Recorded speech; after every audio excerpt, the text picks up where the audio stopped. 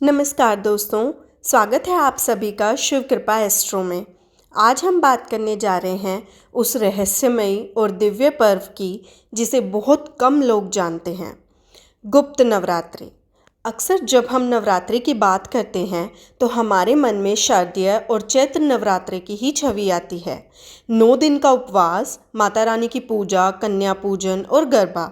लेकिन क्या आप जानते हैं कि साल में 2 और नवरात्रियां भी आती हैं जिनका महत्व तांत्रिक साधना और गूढ़ आध्यात्मिक प्रक्रियाओं में कहीं अधिक माना गया है। इन्हें ही कहा जाता है गुप्त नवरात्रि।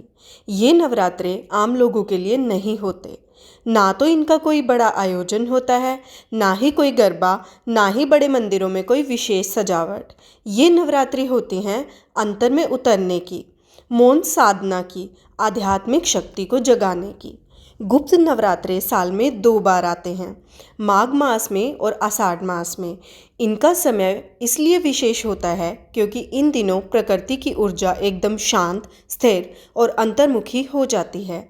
और जब प्रकृति खुद ध्यान मग्न हो तो साधना का फल कई गुना अधिक हो जाता है। इन दिनों में तांत्रिक और साधक विशेष नियमों का पालन करते हैं। बहुत से लोग जंगलों या एकांत स्थानों में जाकर साधना करते हैं, मौन व्रत रखते हैं, भोजन भी बहुत सीमित और सात्विक लेते हैं। कोई महाकाली की उपासना करता है तो कोई तारा या बगलामुखी की। कुछ लोग देवी धूमावती या छिन्नमस्ता जैसे उग्र स्वरूपों की साधना करते हैं, जो सामान्य भक्तों के लिए थोड़ी कठिन मानी जाती है। ऐसा माना जाता है कि इन 9 दिनों में की गई साधना से न केवल आध्यात्मिक जागरण होता है, बल्कि जीवन में आने वाली अनेक समस्याओं से भी मुक्ति मिलती है, जैसे ग्रहों की अशांति, मानसिक तनाव, भय, बाधाएं और यहाँ तक कि शत्रु भी शांत हो सकते हैं। गुप्त नवरात्रि की सबसे बड़ी विशेषता यह है कि इसमें साधना गुप्त होती है, यानी दिखावे से दूर, शांति और एकांत में। यहाँ ना तो कोई शोर होता है, ना कोई तामझाम, केवल साधक, उनका संकल्प और देवी की कृपा। अब आप सोच रहे होंगे कि क्या आम भक्त भी इसमें हिस्सा ले सकते हैं? तो जवाब है बिल्कुल। आप भले ही कोई जटिल तांत्रिक साधना ना करें, लेकिन आप माँ दुर्गा के किसी भी रूप की पूजा कर सकते हैं।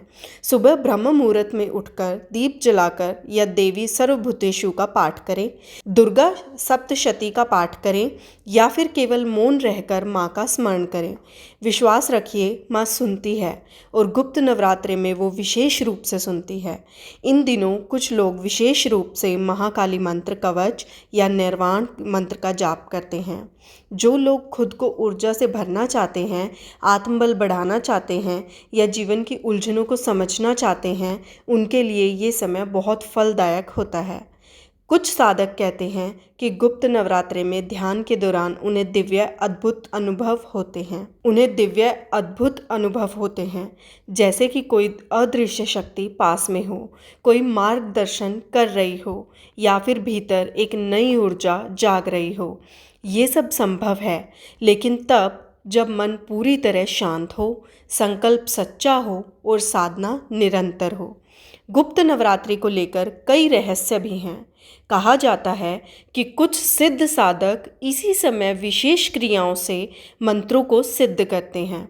कुछ जगहों पर तो आज भी रात के समय गुप्त यज्ञ और अनुष्ठान होते हैं, जहां प्रवेश की अनुमति केवल गुरु परंपरा के शिष्यों को ही होती है।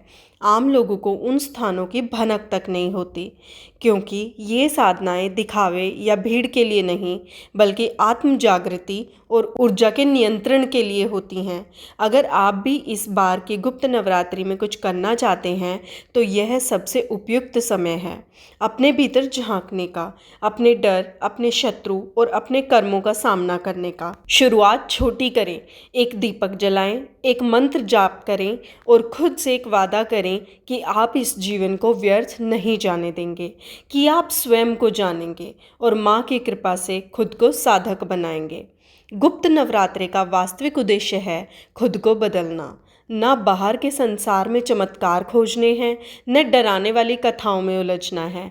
इस पर्व का मर्म है आत्मा से जुड़ना, माँ से जुड़ना और उस शक्ति को महसूस करना जो सृष्टि का संचालन करती है।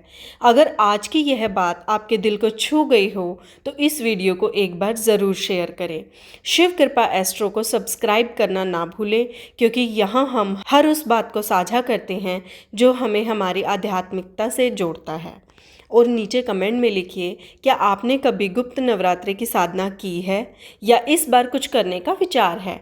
मिलते हैं अगली बार एक और दिव्य विषय के साथ। तब तक के लिए माँ भगवती आप पर अपनी कृपा बनाए रखे। जय माँ दुर्गा, जय माँ काली, जय मातृ शक्ति।